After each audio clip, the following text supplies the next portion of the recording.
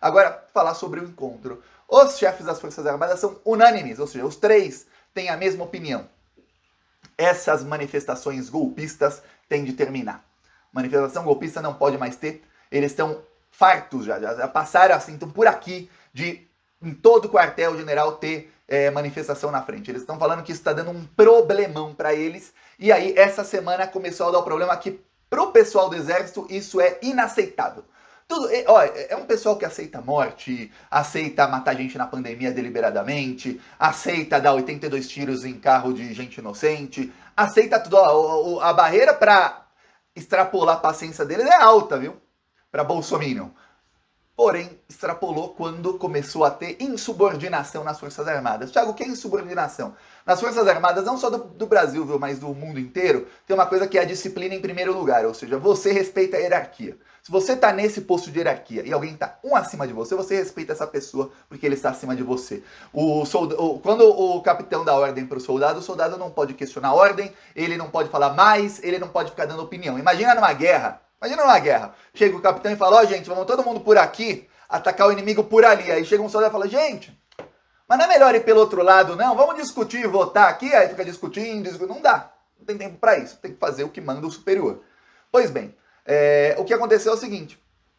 Soldados bolsonaristas que também são pegos pelas fake news do Bolsonaro e entram naquela bolha fascista. O bolsonarismo é uma doença que quando chega nesse estágio aí terminal não tem mais volta para a pessoa. Pois bem, alguns soldados foram contaminados e eles começaram a fazer coro pelas manifestações, inclusive chamando familiares e aí falando para todo mundo, ó, tá minha família aqui, ó.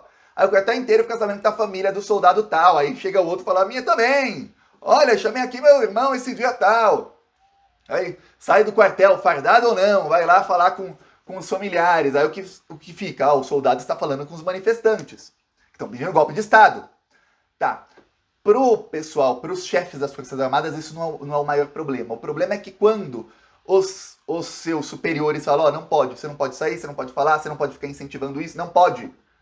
Esses soldados começam a se revoltar e isso começa a gerar discussões dentro do quartel.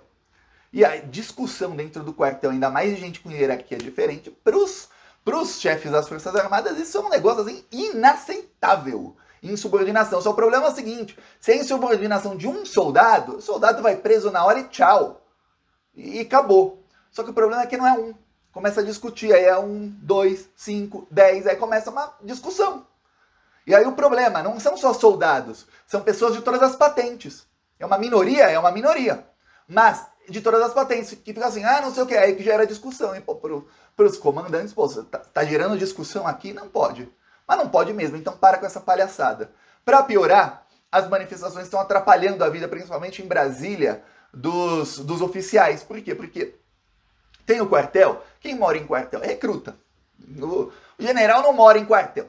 No máximo se hospeda em quartel ou no hospital, ou eles têm hotéis das Forças Armadas. Tá, no máximo, mas ó, eu vou falar, geralmente fica em hotel 5 estrelas, que é o que eles gostam, de luxo. Tá, aí, o que acontece? Em Brasília, fica ali o quartel-general das Forças Armadas, num bairro que é a Zona Militar Urbana de Brasília.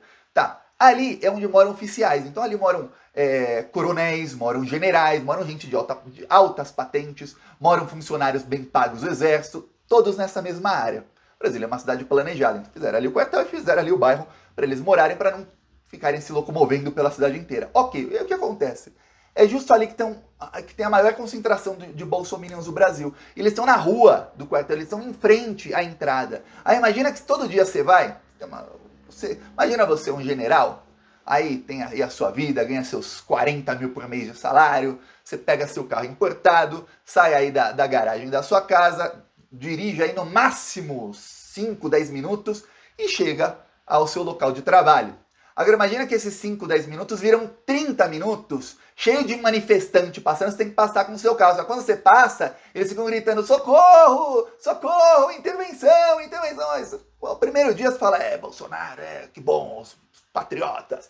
Segundo dia você fala, muita gente aqui, legal. Pô. Depois de uma semana você fala, pô, meu, não vai ter golpe, não tem nada, nenhuma movimentação, melhor esse pessoal ir para casa. Tá me irritando já. Depois Que dia é hoje? Já mais dia 20? Pô, depois disso tudo, pô, eu até não sei nem que dia é hoje. É 26.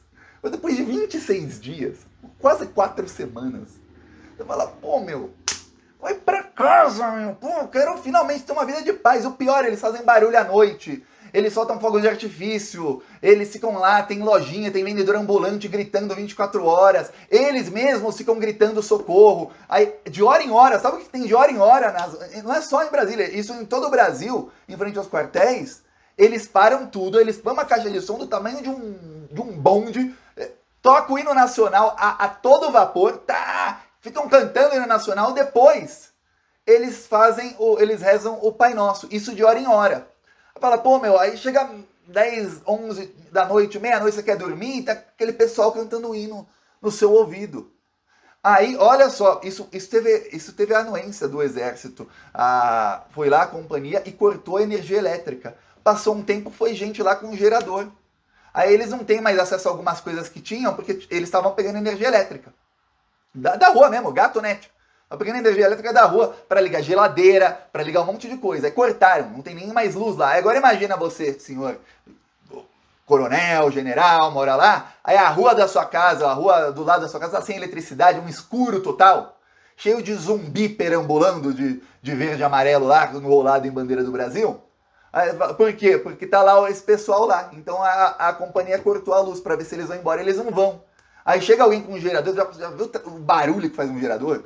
Chega alguém e ficam lá com um gerador, aí com lanterninha e tudo mais. É um escuro, eles lá com lanterninha, com luzinha assim, movida a gerador. Você fala, pô, meu, não dá. Então eles pediram reunião com o Bolsonaro, falaram, ô Bolsonaro, a gente não aguenta mais.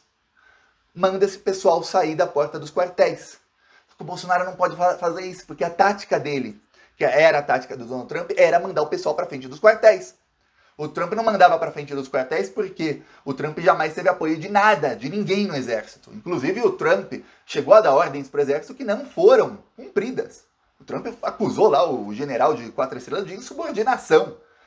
Isso tudo foi revelado depois pela CPI do Capitólio, que ainda está rolando. Que a CPI que vai tentar prender o Trump nos próximos 2 anos. Pois bem, enquanto isso, no Brasil, o plano do Bolsonaro envolve Forças Armadas, porque o Bolsonaro não tem o que o Trump tem. O Trump tem nos Estados Unidos grupos paramilitares do lado dele. Ele tem os Proud Boys. Olha o nome, Proud Boys. Você sabe inglês? Se você não sabe, eu vou te falar. Proud Boys são os meninos orgulhosos. Proud Boys. Você fala, não, que nome babaca. É um grupo nazi-fascista. Neonazista, não é nem nazi-fascista. Eles não escondem não, são neonazistas mesmo. Aí tem outros grupos, tem os Oath Keepers, são os... um pior que o outro. Aí tem um outro grupo de veteranos. Aí são vários grupos. Esses grupos, eles todos têm armas. Eles até têm aquilo. Eles têm aquelas caminhonetes grandonas. Eles colocam suporte para ter arma na caminhonete. Se precisar, eles saem assim. Parece um tanque de guerra a caminhonete deles. Esses são os apoiadores do Trump. O Bolsonaro não tem isso no Brasil. Não existe nem condição financeira para ter tanta gente com tanta metralhadora, com esse tipo de porte lá. Nos Estados Unidos, qualquer um de classe média faz isso. No Brasil, não. Alguns têm, a maioria não tem. Tá. Então, exército. É o plano dele. Aí o que acontece? Vamos lá, os chefes falam, cara, tira daqui, tá irritando.